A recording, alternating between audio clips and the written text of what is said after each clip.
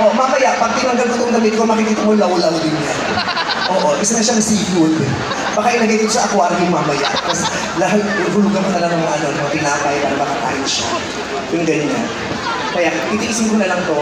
Pero dahil ko bakit ako nagkaroon ng kidney stones. Tinanggalan ako ng kidney stones 2 years ago. Kasi lagi ako nagpipigil ng ihi, lalo na pag mga long performances. Wala akong choice kundi magpigil.